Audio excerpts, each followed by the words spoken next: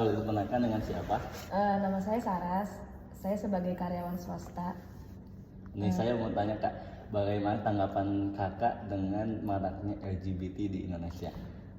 Menurut saya sih itu sesuatu hal yang memang tanggapan saya, menurut saya itu hal yang tidak perlu dan tidak ada ya di Indonesia, karena kan mayoritas di Indonesia itu adalah Muslim dan dalam Islam juga tidak dibolehkan untuk adanya LGBT. Dalam Al-Quran juga sudah dijelaskan bahwa LGBT itu memang dilarang dalam kitab Al-Quran.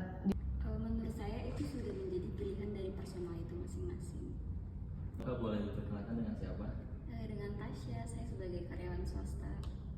Bagaimana tanggapan Kakak dengan maraknya LGBT di Indonesia, apalagi banyak kasus-kasus? Soal homo dan lesbi enaknya diapain? Siapa kita yang boleh menjudge orang lain?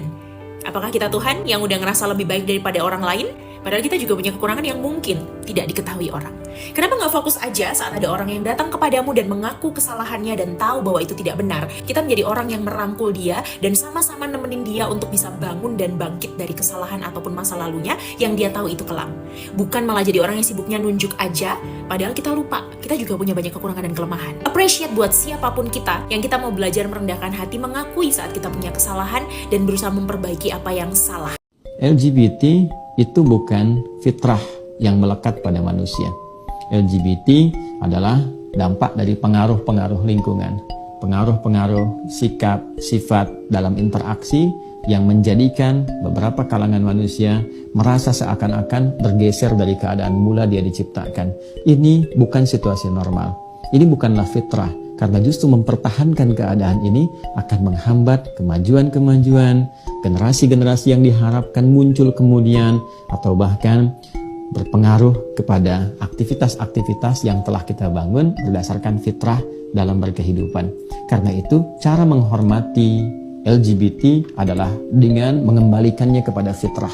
Tetap, kita tidak boleh memandang rendah teman-teman, sahabat-sahabat, saudara-saudara kita yang terkontaminasi dengan penyakit yang dimaksudkan. Ini bisa disembuhkan, ini bisa dibantu, ini bisa dikembalikan, dan jangan pernah difasilitasi atau kemudian ditampilkan kesan seakan-akan ini benar, ini sesuai dengan fitrah, ini legal. Bagaimana mungkin ada seorang anak yang terlahir dari hubungan antara laki-laki dengan laki-laki, untuk perempuan dengan perempuan? Toh misalnya bila ada pun seseorang yang terjangkiti penyakit LGBT ini, tentu sebelumnya dia terlahir dari rahim seorang ibu yang punya hubungan dengan seorang ayah. Pun demikian ada laki-laki, ada perempuannya. Tentu kita tidak ingin generasi ke depan terputus karena hadirnya persoalan-persoalan yang dimaksudkan.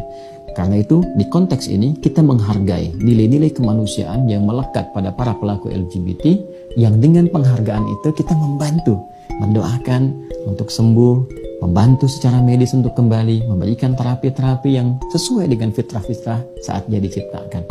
Dan pada saat yang sama, orang-orang yang boleh jadi tidak terindikasi memiliki sifat-sifat demikian sudah selayaknya membantu dengan cara yang tadi kita coba sebutkan bersama. Mengarahkan, mengembalikan, melakukan terapi, membantu memberikan pencerahan-pencerahan sehingga mereka kembali kepada fitrah yang benar.